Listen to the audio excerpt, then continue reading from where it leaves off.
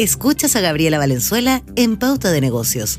Pauta, hablemos de verdad. 8:36. Vamos a hablar de lo que ha ocurrido en las últimas jornadas con las distintas propuestas que se han hecho en pensiones por parte de los candidatos a la moneda. También este proyecto que ingresaría en las próximas horas de pensión garantizada universal. Además de la oportunidad que han tenido desde CIEDES de exponer sobre seguridad social ante la Convención Constitucional. De todo eso queremos hablar a esta hora de la mañana con Rodrigo Gutiérrez, gerente general de CIEDES. ¿Cómo estás, Rodrigo? Muy buenos días y gracias por acompañarnos. Hola, Gabriela, buenos días. ¿Cómo estás? Muy bien, muchas gracias. Bueno, en primer lugar, ya lo adelantaba, son varios los temas que queremos aprovechar de conversar contigo hoy día aquí en Pauta de Negocios. Y el primero de ellos es que ustedes tuvieron la oportunidad de exponer ante la Convención Constitucional sobre seguridad social. Quería saber cuáles fueron los puntos más relevantes ahí presentados y qué fue lo que generó más discusión. Sí, bueno, efectivamente, como todos ustedes saben, la Convención Constitucional ha abierto un proceso de audiencias públicas donde la sociedad civil, las distintas organizaciones, han solicitado estas audiencias. Nosotros como CIEDES tomamos esa invitación, nos inscribimos, bueno, y tuvimos la fortuna de haber sido convocados la semana pasada. No todos han sido convocados y muchos han manifestado su molestia por haber quedado fuera. Sí, eso es verdad, y es porque existe un alto interés, una alta demanda por participar de este proceso de audiencia, lo cual nos parece bastante positivo porque en definitiva es el espacio a través del cual la ciudadanía puede participar de este proceso constituyente. Sabemos de que hay prácticamente más de 1.000 inscritos en las distintas comisiones que hay. Y bueno, y en ese sentido yo creo que tenemos que sentirnos absolutamente afortunados por haber sido convocados y haber podido llevar a la convención nuestro mensaje. En particular, nosotros fuimos llamados por la comisión número 2 sobre principios constitucionales, que hablan de temas súper relevantes y principios muy esenciales que tienen que ver con los derechos de las personas, la democracia, la nacionalidad, los derechos humanos. Y en definitiva, entonces, lo que nosotros quisimos hacer ahí, teniendo presente que se están discutiendo ahí cuestiones muy fundamentales, nosotros llevamos ahí nuestra propuesta de tener presente principios de carácter instrumental que nos parecen claves para la materialización de las políticas públicas, como lo son la colaboración público-privada y la participación social. Concretamente de eso es lo que nosotros fuimos a hablar. Nos parece de que en un momento del país, en un momento donde existen gran expectación, donde existen grandes aspiraciones de la ciudadanía porque se concreten un conjunto de derechos sociales, por ejemplo, nos parece que esos derechos sociales se tienen que hacer realidad a través de políticas públicas, y en esas políticas públicas nos parece que el Estado juega un rol relevante como un ente garante de aquello, pero eso no significa, o no debe ser entendido a nuestro juicio, como que ello significa que el Estado deba cumplir un rol exclusivo y excluyente en la materialización de las políticas públicas. Por el contrario, nos parece que debe generar las condiciones para la participación y la colaboración público-privada. Rodrigo, de estos dos grandes temas, grandes titulares que ustedes fueron a presentar a esta comisión, la bajada quería saber en primer lugar y la recepción que tuvieron. ¿Cómo es el formato para quienes no lo saben? Tú me haces una pregunta que es muy personal, que tiene que ver con la experiencia de haber participado. La convención efectivamente acoge las solicitudes de audiencia y estas pueden ser de carácter presenciales o virtuales. En concreto, la comisión está sesionando en el edificio del Ex Congreso Nacional. Nosotros optamos por asistir presencialmente. Nos parecía que era importante esto porque más allá del discurso que uno pueda tener, una conversación que uno pueda tener por Zoom, también es interesante el poder verse las caras, digamos, y empaparse un poquito de este ambiente que hay ahí, que es un ambiente que yo diría que es bien ciudadano, y es muy fraterno, diría yo, más allá de que, por cierto, las posiciones y los temas que se están discutiendo son de la máxima relevancia y donde hay posiciones bastante encontradas. Sin embargo, el ambiente, debo decirlo, y estoy agradecido a los convencionales en ese sentido, es muy acogedor, es muy fraterno. Uno efectivamente puede expresar sus posiciones, sus ideas con total tranquilidad, libertad y confianza, entendiendo que este es un proceso en definitiva republicano, digamos, donde estamos en definitiva como país tratando de configurar nuestra nueva constitución. Eso es lo primero. Nosotros optamos por esa opción y nos alegramos de que haya sido así. Son audiencias súper cortas. En el fondo uno tiene tiempo, 10 minutos para exponer, más 10 minutos de preguntas. Sabemos de que hay más Sí, me imagino que 10 minutos para un tema tan importante a nivel país es poquitito. Las preguntas a qué apuntaban, las preguntas de los convencionales.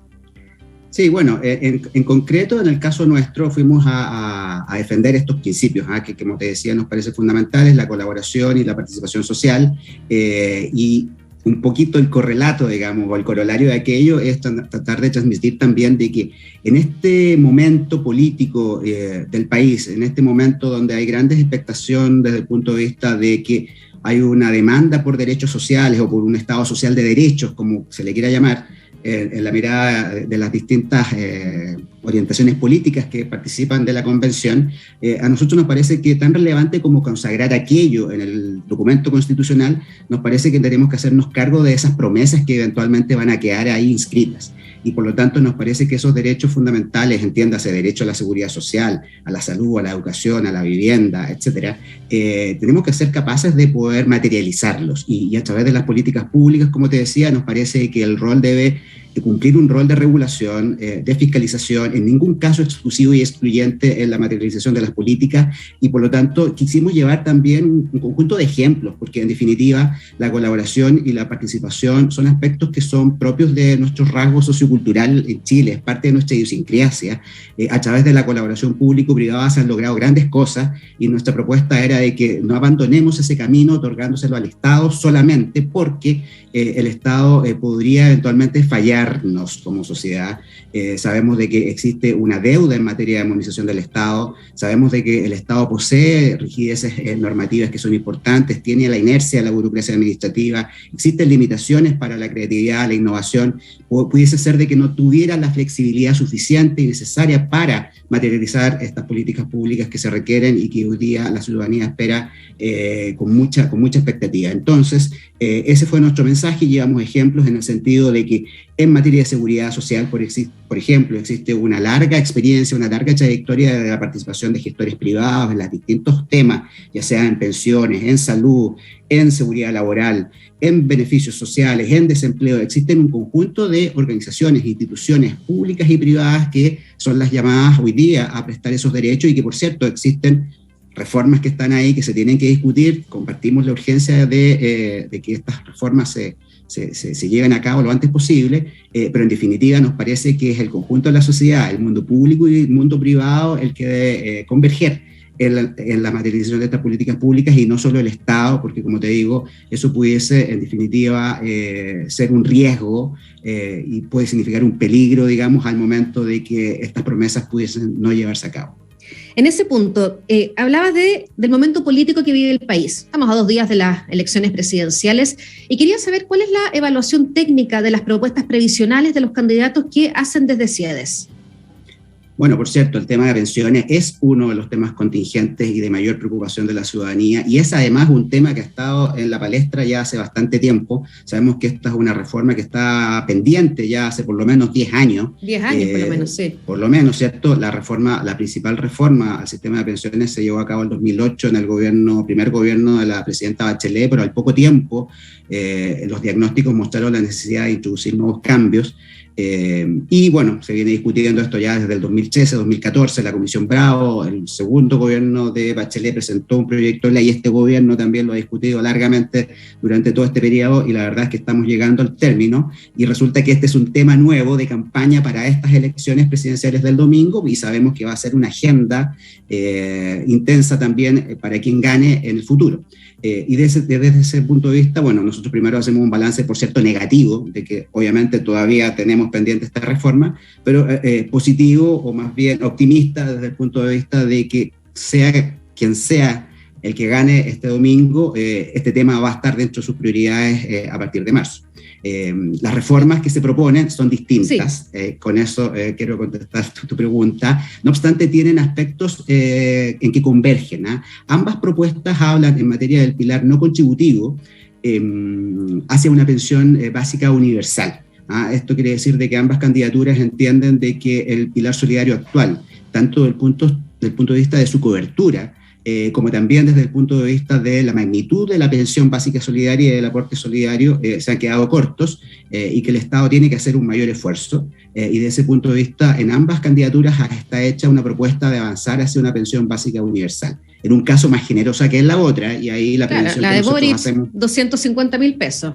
Exacto, y ahí lo que nosotros hacemos es una prevención en el sentido de que, claro, puede sonar atractivo siempre una pensión que sea mejor desde el punto de vista de su monto, pero aquí hay que tener cuidado en el sentido de si acaso va a estar suficientemente financiada o no, y bueno, y cuál es la sostenibilidad fiscal, digamos, que es capaz de soportar esa corriente de flujos futuros que se proyecta en el tiempo, ¿verdad? Y por lo tanto, entonces ahí yo creo que hace falta un análisis un poquito más profundo, más a nivel de detalle, pero que también entendemos que las candidaturas en este periodo obviamente no han entrado en grandes detalles en este tipo de propuestas como en ninguna otra, digamos, y sabemos más encima de que estos programas sufrieron cambios entre la primera y segunda vuelta, entonces entendemos que finalmente, sea quien gane, me imagino que tendrá que entrar en la ingeniería de detalle de estos proyectos para poder perfeccionarlos y, bueno, llevarlos a proyectos de ley que sean efectivamente los que se discutan en el Parlamento. Ahora, lo interesante de esa propuesta es que el gobierno se adelantó, en cierto modo, y ha presentado la semana pasada un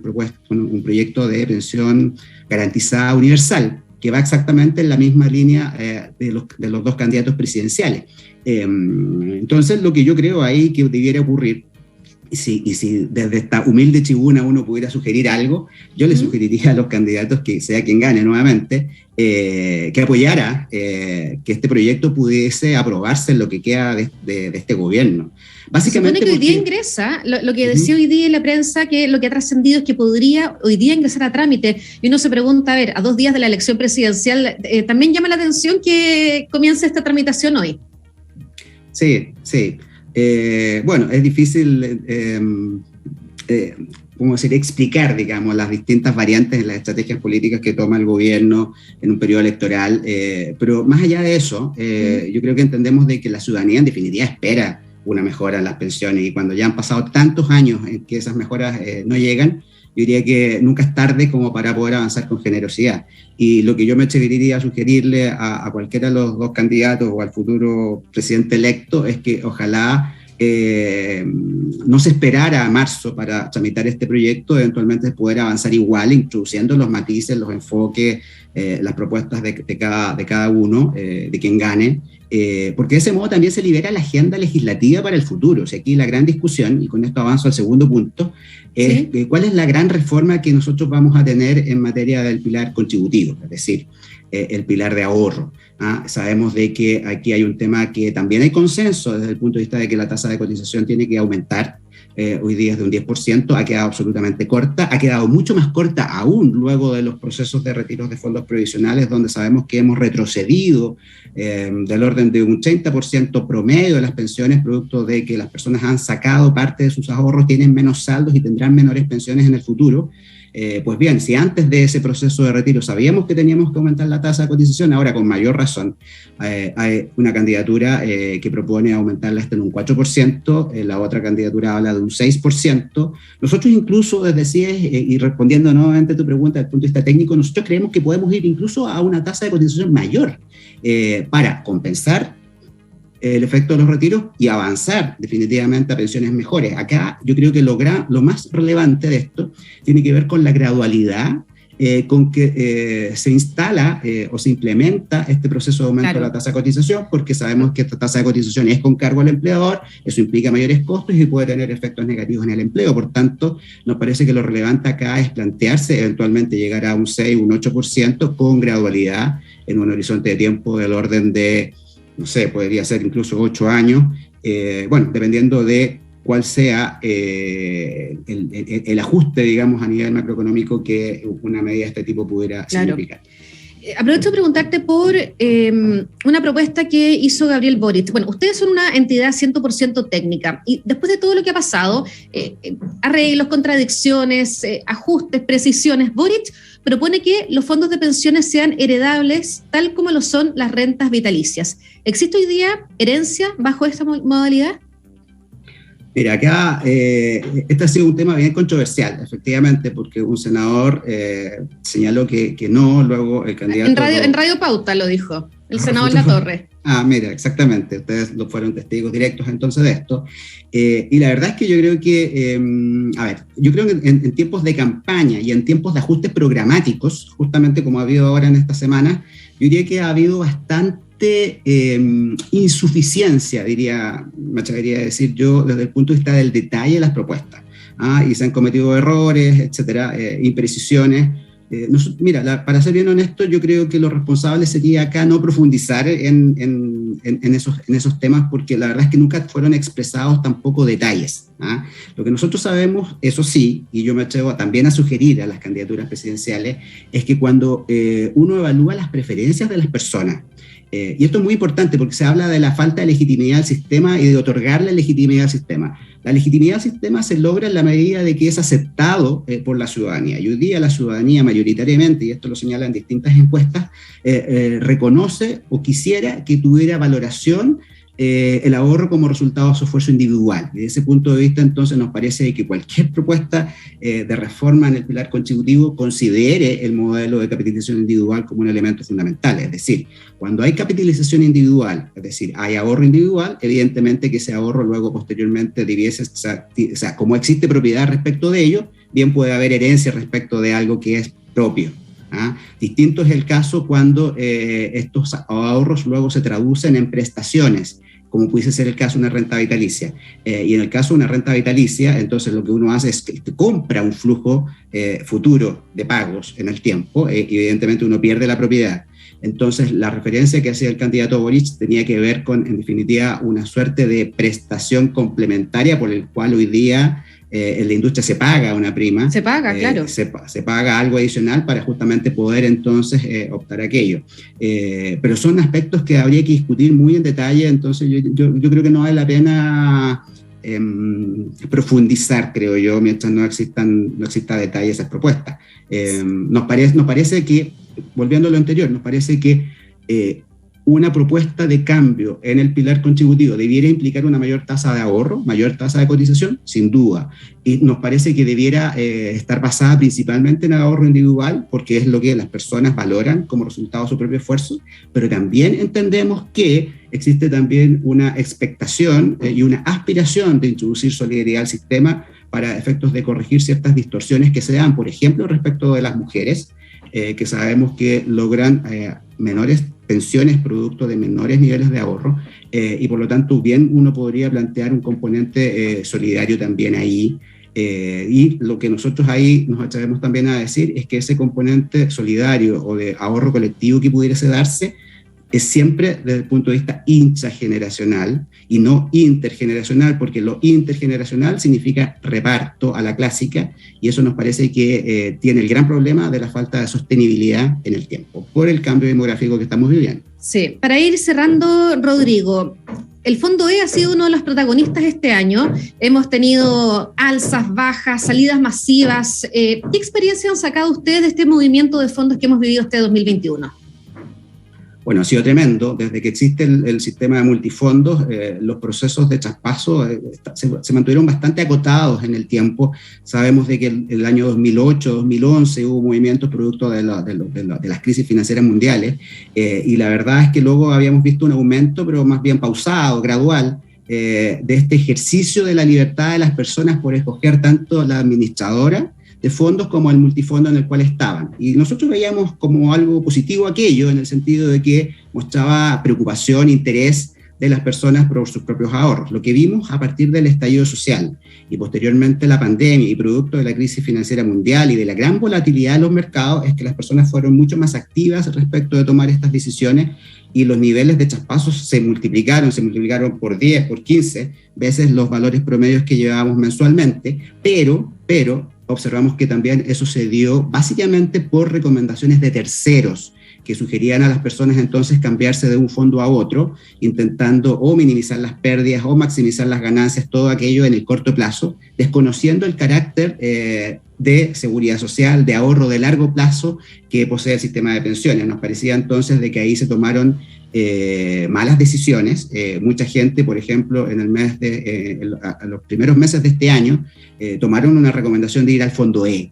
Sí. Y eso ha quedado demostrado que fue una mala recomendación. Muchas personas luego de eso han sufrido pérdidas importantes. Sabemos que hasta el mes de octubre el Fondo E tenía una pérdida acumulada que llegó a ser del 20% en el año, imagínate, y donde muchas personas estaban enfrentando esas pérdidas, eso generó también un proceso de fuga o escape masivo, eso eran los titulares de los diarios, ¿verdad? A propósito de las cifras que nosotros también publicábamos, decía fuga de las personas desde el Fondo E. Y la pregunta que nosotros iniciamos en ese momento era, bueno, ¿y por qué hay tanta gente en el Fondo E?